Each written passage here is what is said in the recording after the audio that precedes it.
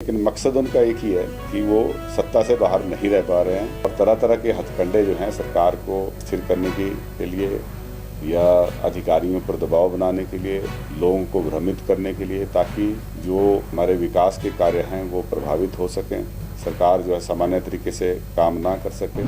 भाजपा क्या करेगी और यही तो बोलेंगे, कुछ ना कुछ तो उन्होंने बखेड़ा खड़ा करना है। लेकिन मकसद उनका एक ही है कि वो सत्ता से बाहर नहीं रह पा रहे हैं और तरह तरह के हथकंडे जो हैं सरकार को अस्थिर करने के लिए या अधिकारियों पर दबाव बनाने के लिए, लोगों को भ्रमित करने के लिए, ताकि जो हमारे विकास के कार्य हैं वो प्रभावित हो सकें, सरकार जो है सामान्य तरीके से काम ना कर सके। इसके लिए षड्यंत्र जो है ये कांग्रेस सरकार के खिलाफ है। पर देश के कुछ और प्रदेशों के अंदर भी ऑपरेशन लोटस के नाम से कई सरकारें जो हैं गिराई हैं। लेकिन हम धन्यवाद करते हैं हिमाचल की बुद्धिमान जनता को कि जिन्होंने बहुत बड़ी दूरदर्शिता दिखाई और लोकसभा चुनाव साथ होने के बावजूद भी कई ऐसे विधानसभा क्षेत्र हैं जहां लोकसभा में तो भाजपा को लीड मिली, लेकिन उसी मतदाता ने जो है वो विधानसभा में कांग्रेस कैंडिडेट को जिताकर 6 सीटों पे जो है कांग्रेस को विजय दिलाई। तो अब भाजपा के पास कुछ और है नहीं, तो इसलिए इसका तरह के हथकंडे अपनाते हैं। जो हमारे यहाँ से माननीय सांसद हैं, चाहे लोकसभा के हैं चाहे राज्यसभा के हैं, उनको हिमाचल की जनता ने जिम्मेदारी दी है कि वो हिमाचल का पक्ष जो है वो दिल्ली में रखें।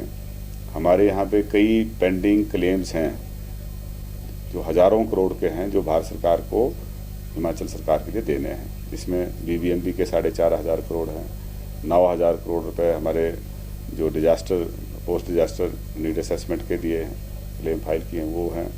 फिर हमारा जो आरडीजी ग्रांट की वजह से कम होने की वजह से हमें नुकसान हुआ है, उसको कंपनसेट करने के लिए कुछ विशेष प्रावधान करना चाहिए। जीएसटी कंपनसेशन हमारा बंद हो गया, उसके लिए कुछ प्रावधान करना चाहिए।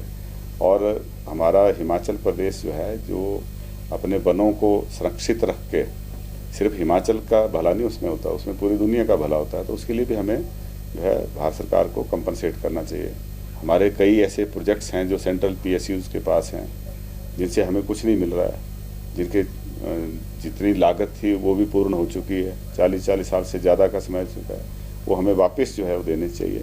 तो इन बातों को लेकर वो पक्ष अपना केंद्र सरकार के पक्ष रखें, उसकी बजाय जो है वो हिमाचल सरकार को अस्थिर करने में, षड्यंत्र करने में लगे हुए हैं। ये दुर्भाग्यपूर्ण है।